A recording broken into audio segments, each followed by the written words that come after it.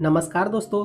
आज हम पढ़ने वाले हैं क्लास 10th भूगोल का पहला चैप्टर भारत संसाधन एवं उपयोग के तीसरे भाग को, जिसका नाम है वन एवं वन्य प्राणी संसाधन।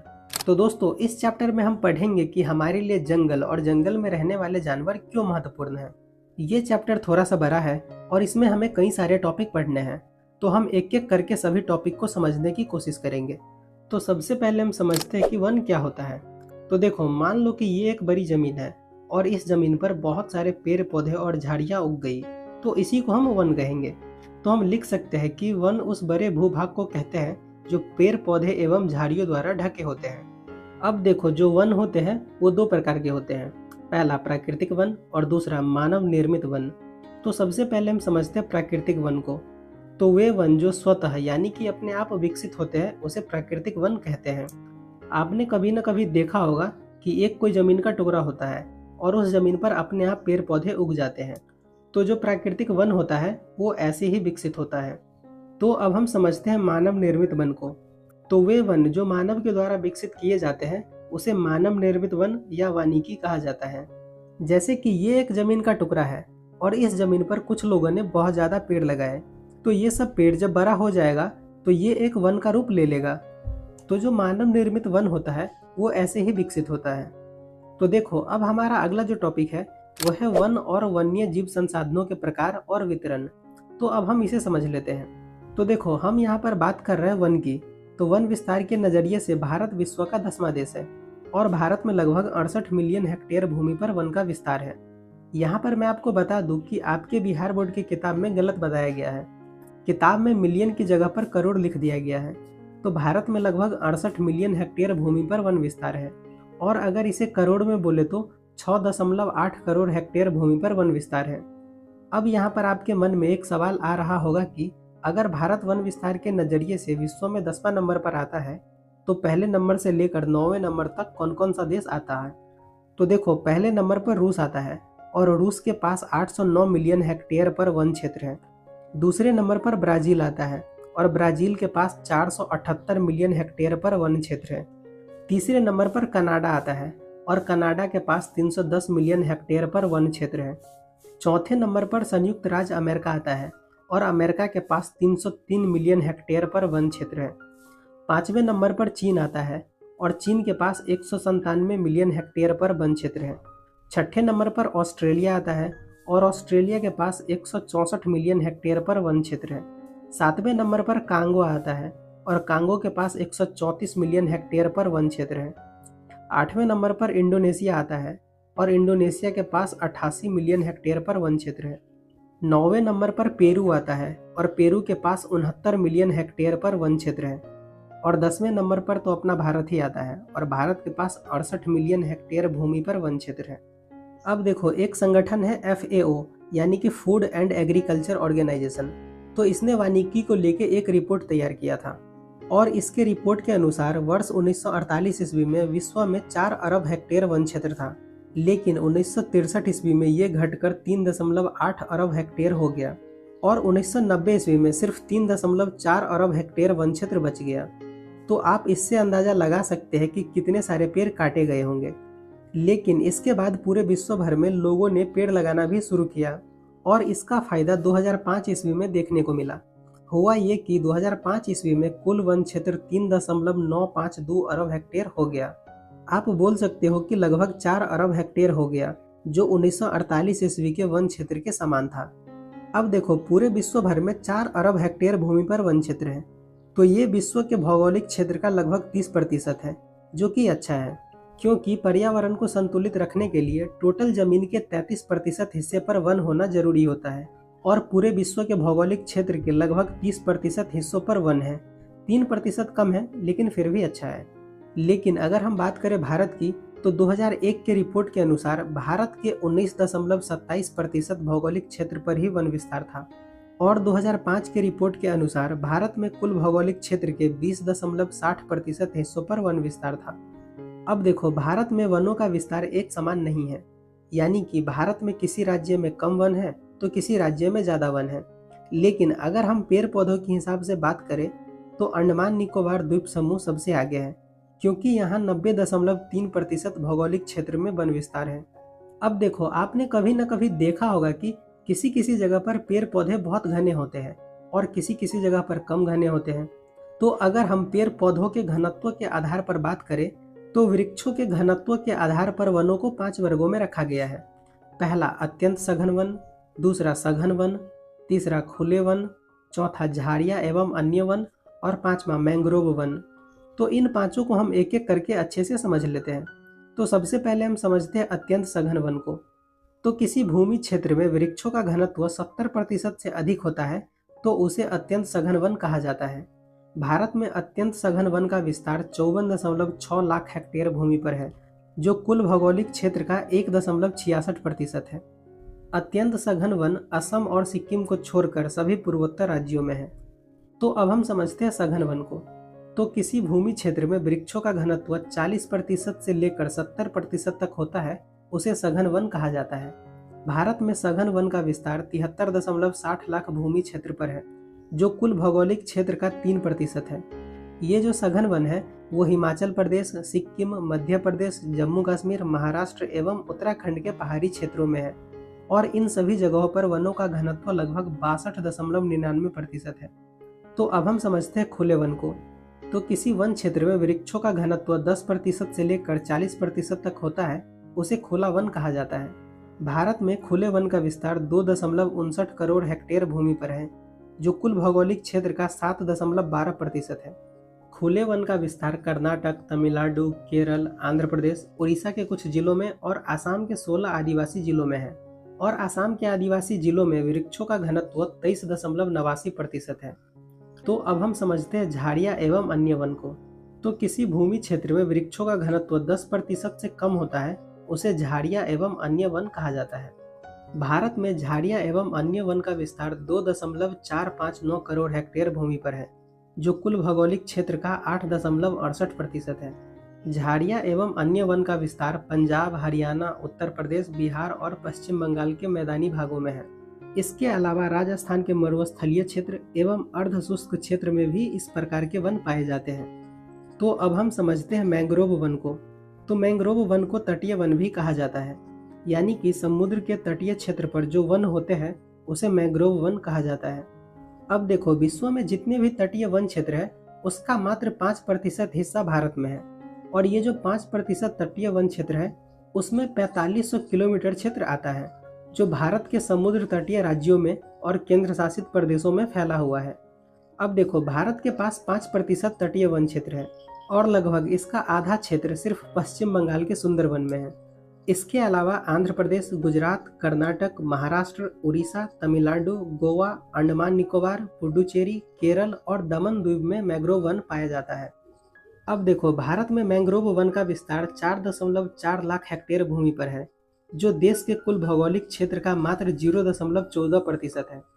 अब देखो, मैं यहाँ पर आपको कुछ फैक्ट बता रहा हूँ जो एग्जाम के दृष्टिकोण से बहुत महत्वपूर्ण है। तो पहला फैक्ट ये है कि भारत के कुल वनाच्छादित क्षेत्र यानी कि जंगलों या पेड़ों से ढका हुआ क्षेत्र का 25.11% वन क्षेत्र पूर्वोत्तर के 7 राज्यों में है। दूसरा फैक्ट ये है कि भारत के जो 188 आदिवासी जिले हैं वहाँ पर देश के कुल जंगलों का 60.11% हिस्सा मौजूद है। तीसरा फैक्ट ये है कि भारत में जंगलों के मामले में मध्य प्रदेश पहले स्थान पर आता है। देश के कुल वन क्षेत्र का 11.22% हिस्सा सिर्फ मध्य प्रदेश में है। वहीं दूसरे नंबर पर अरुणाचल प्रदेश है। यहाँ पर देश के कुल वन क्षेत्रों का 10.1% हिस्सा है। तीसरे नंबर पर छत्तीसगढ़ है। यहाँ पर देश के कुल वन क्षेत्रों का 8.25% हिस्सा है। चौथे नंबर पर उड़ीसा है। यहाँ पर देश के कुल वन क्षेत्रों का 7.18% हिस्सा है। पांचवें नंबर पर महाराष्ट्र है। यहाँ पर देश के कुल वन क्षेत्रों का 7.1% हिस्सा है। और चौथा फैक्ट ये है कि वन विकास में भारत चीन के बाद दूसरे नंबर पर आता है। अब देखो, हम बिहार के वन विस्तार के बारे में जान लेते हैं। तो देखो, बिहार विभाजन के बाद बिहार में वन विस्तार दयनीय स्थिति में आ गई, क्योंकि अभी के समय पर बिहार में ज़्यादातर भूमि कृषि योग्य है। लेकिन अगर हम वन की बात करें तो बिहार में मात्र 6764.14 हेक्टेयर में ही वन क्षेत्र बचा है और ये बिहार के भौगोलिक क्षेत्र का मात्र 7.1% हिस्सा है। बिहार के 38 जिलों में से 17 जिलों में वन क्षेत्र खत्म हो गया है, लेकिन बिहार में अभी भी कुछ जिले हैं जहाँ पर वन क्षेत्रों की स्थिति काफ़ी बेहतर है, जैसे कि पश्चिमी चंपारण, मुंगेर, बांका, जमुई, नवादा, नालंदा, गया, रोहतास, कैमूर और औरंगाबाद। इन सब जिलों में वनों की स्थिति बेहतर है।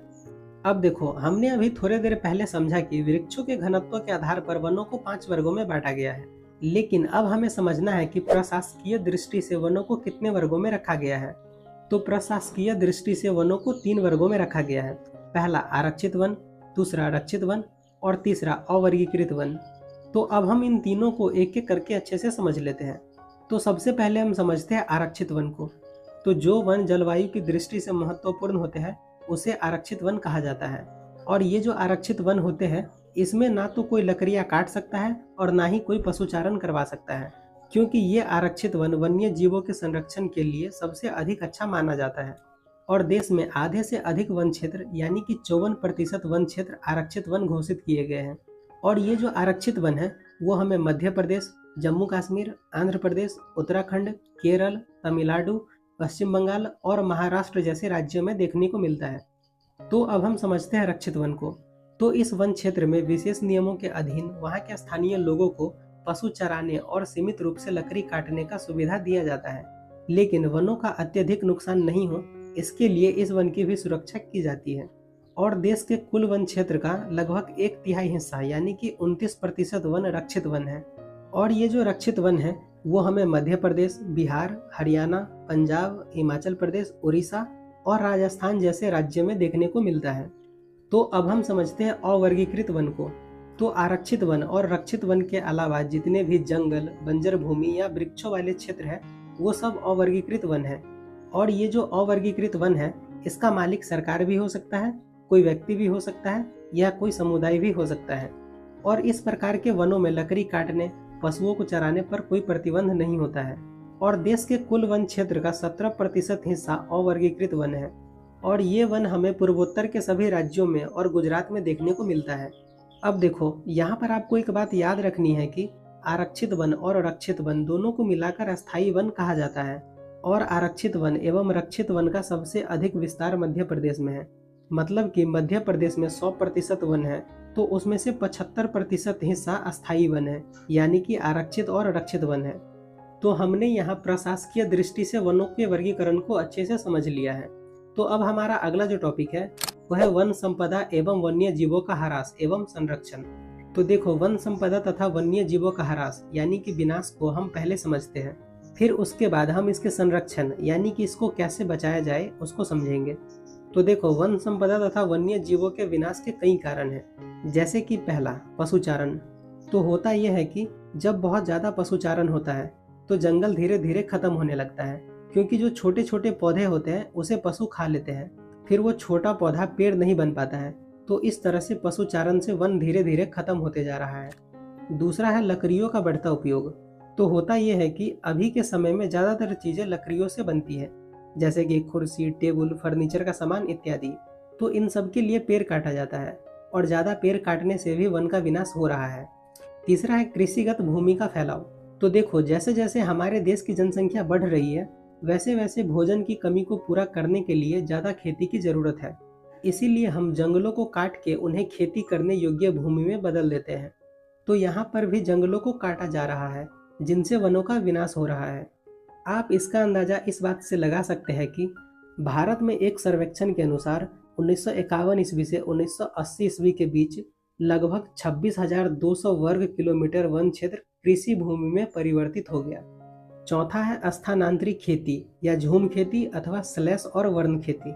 तो होता यह है कि सबसे पहले जंगल के किसी हिस्से के पेड़ पौधों और झाड़ियों को काटा जाता है, जिसे स्लैश कहा जाता है। फिर कटे हुए पेड़ पौधों को वहीं जलाया जाता है और जलने के बाद जो राख बचती है उसे वहीं मिट्टी में मिला दिया जाता है खाद के रूप में। तो इसे बर्न कहा जाता है। फिर इस उपजाऊ जमीन पर 2-3 साल तक खेती करके फसल उगाई जाती है। और जब यह जमीन कम उपजाऊ हो जाती है तो किसान इस जगह को छोड़कर जंगल के किसी दूसरे जगह पर चले जाते हैं और वहां पर यही प्रक्रिया दोहराते हैं। तो इसे स्थानांतरित या झूम खेती कहा जाता है। तो इसमें भी पेड़ पौधों को काटा जा रहा है, जिनसे वन का विनाश हो रहा है। पांचवा है खनन कार्य। तो होता यह है कि ज्यादातर खनिज अक्सर घने जंगलों में होते हैं, और इस खनिज को निकालने के लिए जंगलों को काट दिया जाता है, जिनसे वनों का विनाश हो रहा है। इसके अलावा जंगल में रहने वाले कई प्रजाति होते हैं जिनके प्राकृतिक आवासों का भी नुकसान होता है, और इसका सबसे अच्छा उदाहरण है पश्चिम बंगाल के डोलोमाइट का खनन। तो हुआ यह था कि पश्चिम बंगाल के डोलोमाइट के खनन के वजह से जंगल को तो भारी नुकसान पहुंचा ही, और साथ ही साथ बक्सा टाइगर रिजर्व को भी बहुत ज़्यादा नुकसान पहुंचा। वहां पर रहने वाले कई सारे प्रजातियों के प्राकृतिक आवास पूरी तरह से बाधित हो गया। छठा है औद्योगिक कार्य। तो देखो, जब बहुत बड़ी बड़ी फैक्ट्री लगाना होता है तो जंगलों को ही काटकर फैक्ट्री लगाया जाता है, जिसके चलते भी वनों का विनाश हो रहा है। सातवां है नगरीकरण। तो देखो, जैसे जैसे जनसंख्या बढ़ रही है तो जो लोग हैं वो रहने के लिए गांव के आसपास के जंगलों को काटकर एक छोटा सा गांव बना रहे हैं, और यदि किसी बड़े शहर का निर्माण करना हो तो बड़े स्तर पर जंगलों की कटाई होती है, तो इससे भी वनों का विनाश हो रहा है। इसके अलावा और कई सारे कारण हैं वन विनाश के, जैसे कि रेल मार्ग निर्माण, सड़क निर्माण इत्यादि। अब देखो, कुछ पर्यावरण विशेषज्ञों के अनुसार भारत में कई क्षेत्रों में संवर्धन यानी कि एनरिचमेंट वृक्षारोपण होता है। मतलब कि किसी प्राकृतिक वन क्षेत्र में सभी पेड़ पौधों को हटाकर वहां बड़े पैमाने पर सिर्फ एक ही पेड़ लगाया जाता है, जिसकी बाजार में बहुत ज़्यादा मांग होती है और उस लकड़ी की कीमत भी बहुत ज़्यादा होती है। तो इसी को संवर्धन वृक्षारोपण या इनरिचमेंट प्लांटेशन कहते हैं। और ये जो संवर्धन वृक्षारोपण है, इसकी वजह से पेड़ों की दूसरी प्रजातियां खत्म होते जा रही है। जैसे कि दक्षिण भारत में सागवान के एकल रोपण से, यानी कि सिर्फ सागवान के पेड़ लगाने से अन्य प्राकृतिक वन बर्बाद हो गए हैं। ठीक इसी तरह से हिमालय क्षेत्र में चीन पाइन के रोपण से हिमालय ओक और रोडोडेंड्रॉन वनों का नुकसान हुआ है।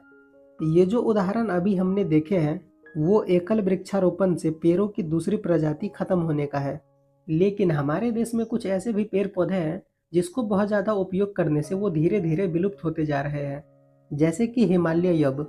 ये जो हिमालय यब है वो एक प्रकार का चीड़ का वृक्ष है, और ये एक औषधीय पौधा है जो हिमाचल प्रदेश और अरुणाचल प्रदेश के कई क्षेत्रों में पाया जाता है। और ये जो चीड़ का पेड़ है यानी कि हिमालय यब, इसके छाल, पत्तियां, टहनियों और जड़ों से एक रसायन निकलता है, यानी कि एक केमिकल निकलता है जिसे टैक्सोल कहा जाता है।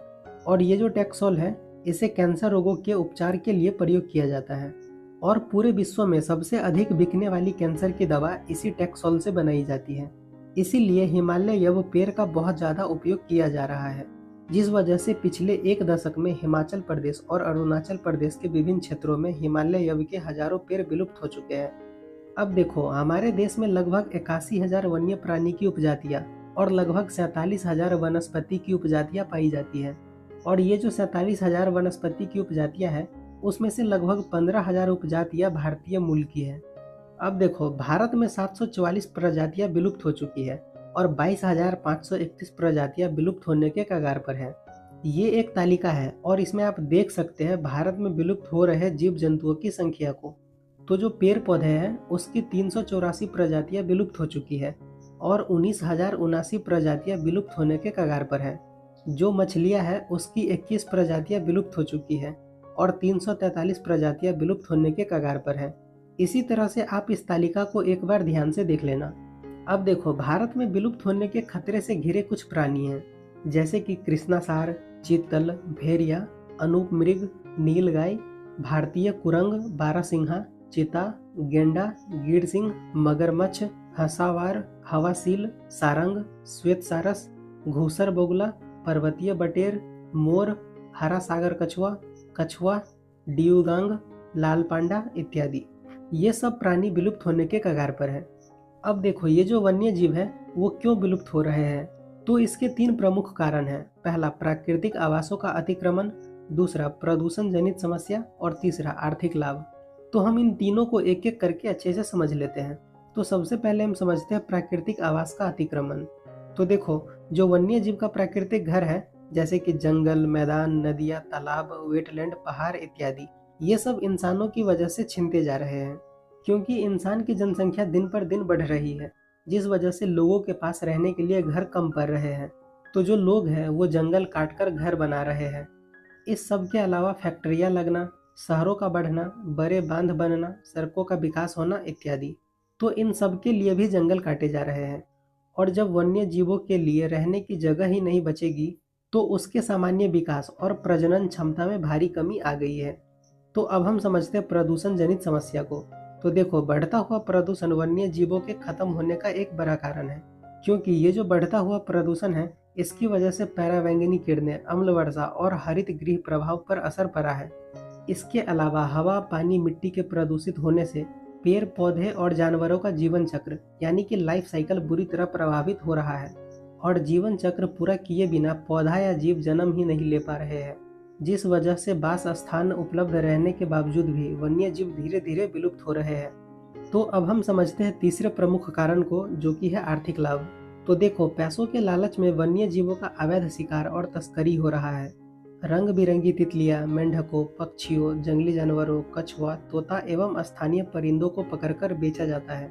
राष्ट्रीय और अंतर्राष्ट्रीय स्तर पर इसकी कालाबाजारी होती है, और चीन ऐसे वन्य जीवों की कालाबाजारी का प्रमुख केंद्र है। और आर्थिक लाभ के लिए खास प्रजातियों के पेड़ पौधे और जीव जंतुओं का अंधाधुंध दोहन किया जा रहा है, जिसकी वजह से कई प्रजातियां विलुप्त होने के कगार पर पहुंच गई है। अब देखो, वर्तमान में वन एवं वन्य जीवों के संरक्षण के लिए राष्ट्रीय और अंतर्राष्ट्रीय स्तर पर कई सारे कार्यक्रम चलाए जा रहे हैं। अगर हम बात करें भारत की, तो भारत में संकटग्रस्त पौधों की प्रजातियों का लिस्ट बनाने का काम सबसे पहले 1970 ईस्वी में हुआ था, और इस काम को 2 संस्थाओं ने मिलकर किया था। पहली संस्था थी BSI यानी कि बोटनिकल सर्वे ऑफ इंडिया, और दूसरी थी FRI यानी कि फॉरेस्ट रिसर्च इंस्टीट्यूट देहरादून। इन दोनों संस्थाओं ने मिलकर एक लिस्ट तैयार किया, और उस लिस्ट का नाम रेड डेटा बुक रखा गया। इसके अलावा इन दोनों संस्थाओं ने एक और लिस्ट तैयार किया, जिसमें इन्होंने असाधारण या दुर्लभ पौधों के बारे में बताया, और इस लिस्ट का नाम ग्रीन बुक रखा गया। अब ये जो रेड डेटा बुक है वो क्या है? तो ये एक ऐसी किताब है जो संकटग्रस्त प्रजातियों के बारे में जानकारी देता है, और इसके कई मुख्य काम हैं। जैसे कि पहला काम ये है कि सामान्य प्रजातियों के विलुप्त होने के खतरे से सावधान करना। दूसरा काम ये है कि संकटग्रस्त प्रजातियों की पहचान करना और उन्हें चिन्हित करना। तीसरा काम ये है कि विश्व स्तर पर संकटग्रस्त जीवों की स्थिति की तुलना करके चेतावनी देना। और चौथा काम ये है कि स्थानीय स्तर पर इन संकटग्रस्त जीवों को पहचानना और उन्हें बचाने के लिए कार्यक्रम को प्रोत्साहन करना। ये सब रेड डेटा बुक के मुख्य काम हैं। अब देखो, हमने अभी जो पढ़ा है वो राष्ट्रीय स्तर पर था, और हमने उसमें भारत की बात की। लेकिन अगर हम बात करें अंतर्राष्ट्रीय स्तर की, तो वन्य जीवों को बचाने के लिए दुनिया में एक सबसे बड़ी संस्था है, जिसका नाम है IUCN यानी कि international union for the conservation of nature and natural resources. मतलब कि अंतर्राष्ट्रीय प्राकृतिक संरक्षण एवं प्राकृतिक संसाधन संरक्षण संघ। ये नाम इतना बड़ा है कि इसका एक और छोटा नाम रखा गया। मतलब कि IUCN का दूसरा नाम वर्ल्ड कंजर्वेशन यूनियन यानी कि विश्व संरक्षण संघ है। और इन संस्था ने विभिन्न प्रकार के पौधों और प्राणियों के जातियों को चिन्हित किया है, उसे अलग अलग श्रेणियों में विभाजित किया है। जैसे कि पहला है सामान्य श्रेणियाँ। तो ये वे जातियाँ हैं जिनकी संख्या पर्यावरण में बिल्कुल सामान्य है और इसके जिंदा रहने में कोई खतरा नहीं है, जैसे कि पशु, साल, चीर, कृतिनक यानी कि कुतरने वाले जीव इत्यादि। दूसरा है संकटग्रस्त जातियाँ। तो ये वो जातियाँ हैं जिनके लुप्त होने का खतरा है और जिन विषम परिस्थितियों के कारण इसकी संख्या कम हुई है, यदि वो जारी रहती है तो इन जातियों का जीवित रहना कठिन है। जैसे कि काला हिरन, मगरमच्छ, भारतीय जंगली गधा, गेंडा, पूंछ वाला बंदर, संघाई यानी कि मणिपुरी हिरन इत्यादि। इन सब पे लुप्त होने का खतरा है। तीसरा है सुवेधीय जातियाँ। तो ये वो जातियाँ हैं जिनकी संख्या लगातार घट रही है और अगर इस पर ध्यान नहीं दिया तो यह संकटग्रस्त जातियों की श्रेणी में आ सकते हैं, जैसे कि नीली भेड़, एशियाई हाथी, गंगा के डॉल्फिन इत्यादि। इन सब की संख्या लगातार घट रही है। चौथा है दुर्लभ जातियाँ। तो ये वे जातियाँ हैं जिनकी संख्या पहले से ही बहुत कम है, लेकिन इसकी संख्या लगातार घटते जा रही है और यदि इसको प्रभावित करने वाली विषम परिस्थितियाँ परिवर्तित नहीं होती है तो यह भी संकटग्रस्त जातियों की श्रेणी में आ सकती है। पांचवा है स्थानिक जातियाँ। तो ये वे जातियाँ हैं जो किसी विशेष भौगोलिक या प्राकृतिक सीमा के अंदर ही पाए जाते हैं, यानी कि ये दुनिया में हर जगह नहीं मिलते हैं, सिर्फ एक खास इलाके में ही मिलते हैं, जैसे कि अंडमानी टील, निकोबारी कबूतर, अंडमानी जंगली सुअर, अरुणाचल के मिथुन इत्यादि। छठा है लुप्त जातियाँ। तो ये वे जातियाँ हैं जो किसी स्थानीय क्षेत्र, पूरे देश, महाद्वीप या पूरी दुनिया में हमेशा के लिए खत्म हो चुकी है, क्योंकि जब इसके रहने के आवासों में इसे खोजा गया तो ये अनुपस्थित पाई गई, जैसे कि एशियाई चीता, गुलाबी सिर वाला बतख, डोडो पक्षी इत्यादि। ये सब पृथ्वी पर से विलुप्त हो चुके हैं। अब देखो, संकटग्रस्त जीवों को बचाने के लिए यानी कि संकटग्रस्त जीवों के संरक्षण के लिए मुख्यतः दो तरीकों का इस्तेमाल किया जाता है। पहला इन सीटू और दूसरा एक्स सीटू। तो जो इन सीटू है उसमें होता यह है कि जब वन्य जीवों को उनके अपने ही प्राकृतिक आवास में सुरक्षित रखने का प्रयास किया जाता है तो उसे इन सीटू कहते हैं, और इसके लिए एक बहुत बड़े जमीनी हिस्से को संरक्षित क्षेत्र घोषित किया जाता है जहां इंसानों के शिकार करने या पेड़ काटने पर रोक होती है। और जो एक्स सीटू है उसमें होता यह है कि जब किसी जीव पर विलुप्त होने का भारी खतरा मंडरा रहा हो तो उसे उसके प्राकृतिक घर से निकालकर इंसानों द्वारा बनाए गए कृत्रिम आवास में सुरक्षित रखा जाता है, उसे एक्स सीटू कहते हैं। अब देखो, वन्य प्राणियों के संरक्षण के लिए जो संरक्षित क्षेत्र होते हैं वो 3 प्रकार के होते हैं। पहला है राष्ट्रीय उद्यान, दूसरा है विहार या अभयारण्य, और तीसरा है जैव मंडल। तो जो राष्ट्रीय उद्यान है वो सरकार के द्वारा पूरी तरह से सुरक्षित क्षेत्र होता है और इस उद्यान में बाहरी हस्तक्षेप वर्जित होता है, यानी कि किसी भी तरह के इंसानी गतिविधि की बिल्कुल छूट नहीं होती है। हमारे देश में राष्ट्रीय उद्यानों की संख्या 85 है, और जो विहार क्षेत्र या अभयारण्य है वो भी एक सुरक्षित क्षेत्र होता है जहां वन्य जीव बिल्कुल सुरक्षित ढंग से रहते हैं, और इस क्षेत्र में कुछ कामों को लेकर सीमित छूट होती है, जैसे कि खेती करना, वन उत्पाद इकट्ठा करना, मछली पकड़ना इत्यादि। भारत में अभयारण्य की संख्या 448 है, और बिहार में बेगूसराय का कांवड़ झील और दरभंगा का कुशेश्वर स्थान ये दोनों अभयारण्य के रूप में चिन्हित किया गया है। और जो जैव मंडल है वो एक बहुत ज़्यादा बड़ा क्षेत्र होता है जहां प्राथमिकता के आधार पर जैव विविधता के संरक्षण के लिए कार्यक्रम चलाए जाते हैं और जैव विविधता के आनुवांशिकी विविधता के रूप में संरक्षित रखने का कार्यक्रम चलाया जाता है। विश्व में 65 देशों में करीब 243 सुरक्षित जैव मंडल क्षेत्र है और भारत में जैव मंडल क्षेत्र की संख्या 14 है। अब मैं यहाँ पर आपको 3 तालिका दिखा रहा हूँ जो भारत के राज्य के अनुसार प्रमुख राष्ट्रीय उद्यान और अभयारण्य हैं, तो आप लोग इसे एक बार ध्यान से देख लेना। तो ये है पहली तालिका, आप यहाँ पर वीडियो को पॉज करके ये तालिका देख सकते हैं। तो ये है दूसरी तालिका, तो आप इसे भी वीडियो को पॉज करके देख सकते हैं। और ये है तीसरी तालिका, तो आप लोग इन तीनों तालिकाओं को एक बार ध्यान से देख लेना। अब देखो, वन्य जीवों की घटती संख्या को देखते हुए सरकार ने 2 मुख्य काम किए। पहला प्रजनन केंद्र बनाना और दूसरा शिकार पर रोक लगाना। तो हम इन दोनों को एक एक करके अच्छे से समझ लेते हैं। तो सबसे पहले हम समझते हैं प्रजनन केंद्र को। तो जब परिस्थितियां खराब होती है तो कुछ जीवों की प्रजनन दर कम हो जाती है और इस वजह से वो संकटग्रस्त हो जाते हैं। इसीलिए वन्य जीव को बचाने के लिए सरकार प्रजनन केंद्र बनाती है। हमारे देश में मध्य प्रदेश में पर्यावरण बदलाव के कारण घड़ियालों की संख्या कम हो गई थी, इसलिए उन्हें बचाने के लिए मध्य प्रदेश के मुरैना में एक घड़ियाल प्रजनन केंद्र बनाया गया। ठीक इसी तरह उड़ीसा के नंदनकानन में उजले बाघ के लिए प्रजनन केंद्र स्थापित किया गया। तो अब हम समझते हैं शिकार पर रोक लगाना को। तो वन्य जीवों के खत्म होने का एक बहुत बड़ा कारण उनका शिकार और तस्करी भी है। लोग पैसे कमाने के लिए इनका दोहन करते हैं क्योंकि स्थानीय स्तर पर और अंतर्राष्ट्रीय स्तर पर इसकी कालाबाजारी होती है, और इन सब को ठीक करने के लिए स्थानीय जनता में जागरूकता लाने की भी जरूरत है। जैसे कि बिहार के दरभंगा जिले का कुशेश्वर स्थान अभयारण्य, जो कि एक पक्षी विहार क्षेत्र है, वो लोगों के लिए एक अच्छा उदाहरण है, क्योंकि यहाँ पर प्रवासी पक्षियों के शिकार एवं व्यापार पर रोकथाम के लिए स्थानीय नागरिकों ने मिलकर जागरूकता अभियान चलाया और जिला प्रशासन तथा यूनेस्को क्लब की मदद से शिकार पर रोक लगाया गया, और पक्षियों की निगरानी के लिए प्रशासन ने यहाँ पर वॉच टावर का भी निर्माण कराया। तो हमने यहाँ पर वन संपदा एवं वन्य जीवों का ह्रास एवं संरक्षण को अच्छे से समझ लिया है। तो अब हमारा अगला जो टॉपिक है वो है जैव अपहरण की समस्या। तो प्रकृति जनित तथा करोड़ों वर्षों के विकास की क्रिया में स्थापित आनुवंशिक गुणों में हेराफेरी को ही जैव अपहरण कहा जाता है। आसान भाषा में कहे तो जब जीवों या वनस्पतियों के आनुवंशिक गुणों को चुराकर या उनकी हेराफेरी करके एक नए पौधे या नया जीव बना लेते हैं तो उसे जैव अपहरण कहते हैं। और ये जो जैव अपहरण है उसके हमें कई सारे उदाहरण देखने को मिलते हैं, जैसे कि बासमती चावल का उदाहरण। तो हुआ ये कि अमेरिका में उगाई जाने वाली धान की एक प्रजाति का जर्म प्लाज्म भारत के बासमती चावल के जर्म प्लाज्म के समान है। तो ये दिखाता है कि कैसे अमेरिका दूसरे देशों की जैव संपदा का इस्तेमाल करता है। दूसरा उदाहरण है पंट डी प्लांडरा ब्राजियनी ब्रेंजिन पौधे का। तो ये जो पौधा है वो पश्चिमी अफ्रीका में पाया जाता है और इस पौधे में एक प्रकार का खास प्रोटीन होता है जो चीनी से 2000 गुना ज़्यादा मीठा होता है और इसमें कैलोरी भी कम होती है। अब अमेरिका ने इस मिठास वाले जिन की पहचान कर ली, तो इस जिन को मक्का के पौधे में प्रतिस्थापित करने पर रिसर्च कर रही है। और अगर अमेरिका इस रिसर्च में कामयाब हो गया तो जो देश गन्ना से चीनी बनाकर बेचते हैं उनके व्यापार के लिए यह एक बहुत बड़ी चुनौती बन जाएगा। अब देखो, जैव अपहरण और पर्यावरण के नुकसान को रोकने के लिए कई देशों ने कठोर कदम उठाए और हॉट स्पॉट्स की पहचान शुरू की है। तो अब ये हॉट स्पॉट्स क्या है?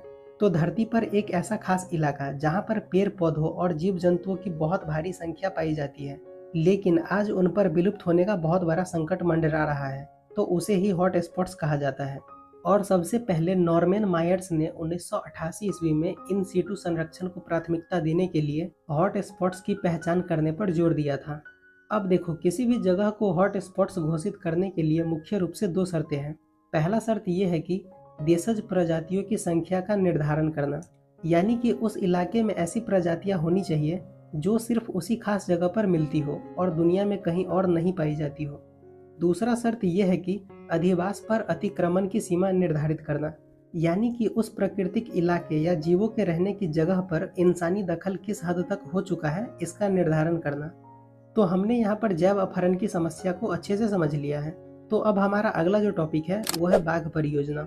तो देखो, 20वीं सदी की शुरुआत में भारत में लगभग 5500 बाघ थे, लेकिन 1973 ईस्वी तक इसकी संख्या घटकर सिर्फ 1827 रह गई। बाघ की संख्या घटने के कई सारे कारण हैं, जैसे कि बाघों को मारकर उसके खाल और हड्डियों का अवैध रूप से व्यापार करना, जंगलों का काटना, इसीलिए यहाँ पर शिकारी और गैर कानूनी व्यापार करने वाले लोग सबसे ज्यादा एक्टिव रहते हैं, इंसानों की जनसंख्या बढ़ना इत्यादि।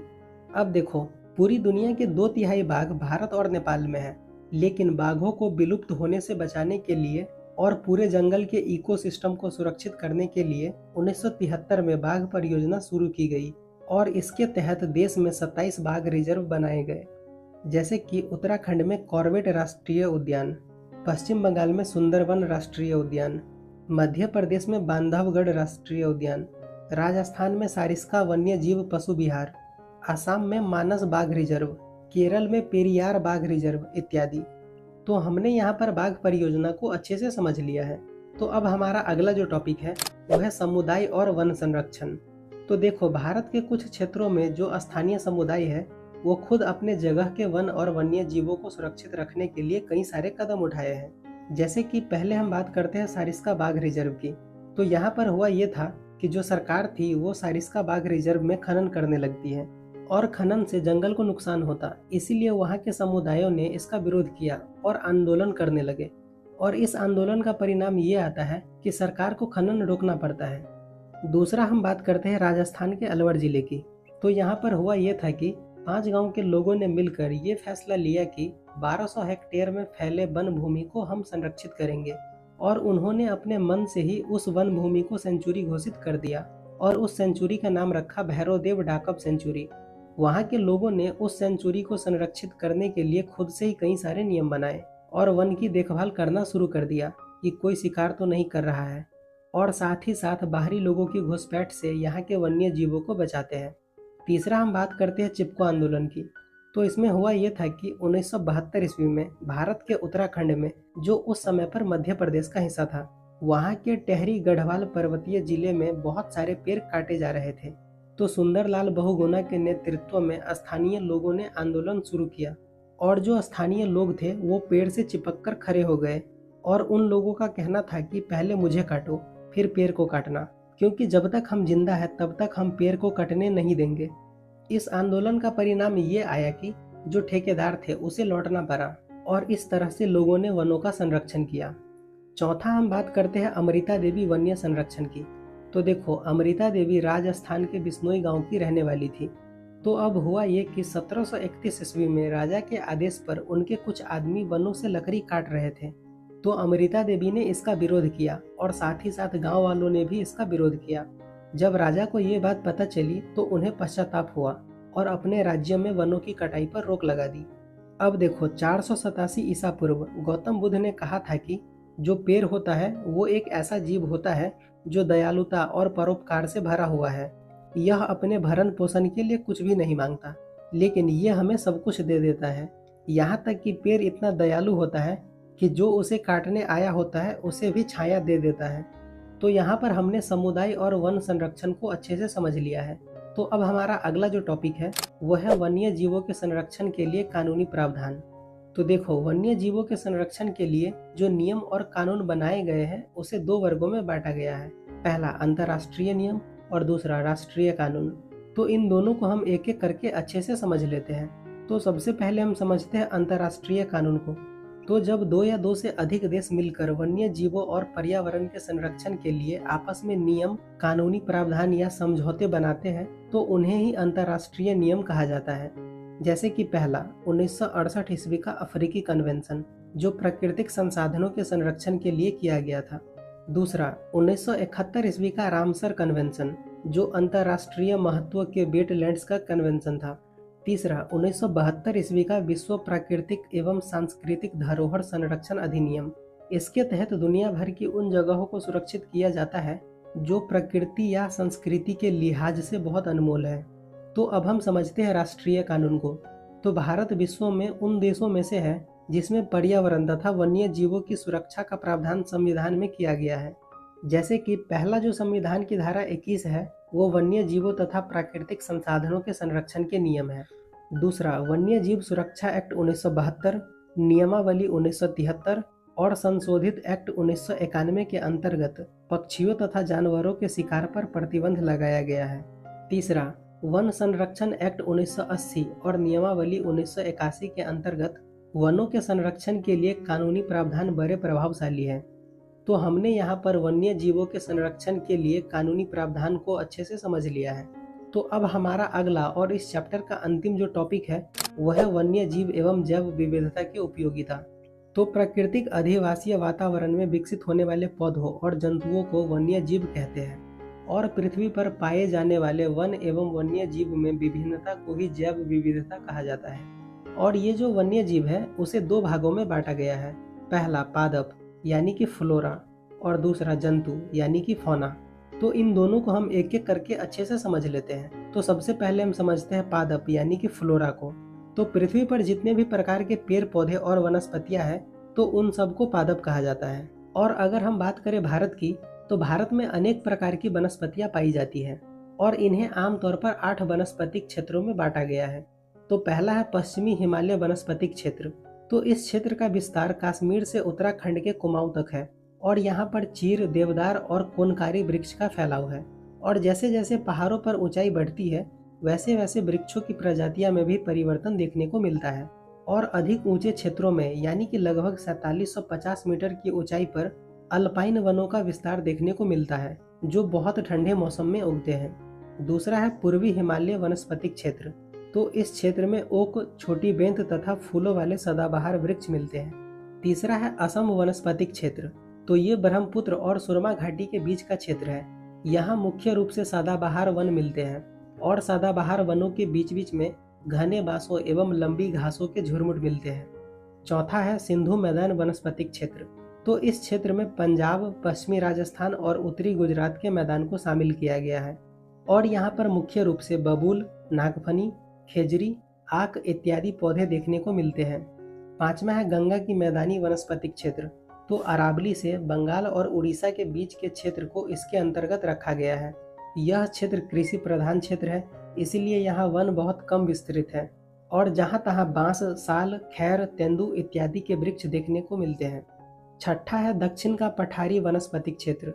तो इसमें पूरा दक्षिण का पठारी क्षेत्र सम्मिलित किया गया है और यहाँ पर पतझड़ वाले वृक्ष पाए जाते हैं। इसके अलावा यहाँ पर विभिन्न प्रकार की जंगली झाड़ियाँ देखने को मिलती है। सातवां है मालाबार वनस्पतिक क्षेत्र। तो इसके अंतर्गत पश्चिमी तटीय क्षेत्र को रखा गया है और यहाँ पर गर्म मसाले, सुपारी, नारियल, रबर के वृक्ष, काजू, चाय एवं कॉफी के वृक्ष पाए जाते हैं। आठवां है अंडमान वनस्पतिक क्षेत्र। तो यहाँ पर सदाबहार, अर्ध सदाबहार एवं समुद्री तटीय जंगल पाया जाता है। अब देखो, भारतीय वनस्पतिक सर्वेक्षण यानी कि बॉटनिकल सर्वे ऑफ इंडिया के अनुसार भारत में 47,000 पेड़ पौधों की प्रजातियां हैं और उसमें से 15,000 प्रजातियां वाहिनी वनस्पति है। वाहिनी वनस्पति का मतलब ये है कि जिस पेड़ पौधों में पानी और भोजन पहुंचाने के लिए जाइलम और फ्लोएम नलिकाएं होती है उसे वाहिनी वनस्पति कहा जाता है। और ये जो 15,000 वाहिनी वनस्पतियां हैं, इसका 35% प्रजाति देसी है जो विश्व में और कहीं नहीं पाई जाती, सिर्फ भारत में ही पाई जाती है। तो अब हम समझते हैं जंतु यानी कि फौना को। तो देखो, भारतीय प्राणी सर्वेक्षण यानी कि जूलॉजिकल सर्वे ऑफ इंडिया जो कि कोलकाता में है, उसके अनुसार भारत में जीव जंतुओं की कुल 89,451 प्रजातियां पाई जाती है, जिनको कई वर्गों में रखा गया है। तो हम वर्गों को एक बार देख लेते हैं। तो पहला है अद्य जीव यानी कि प्रोटिस्टा।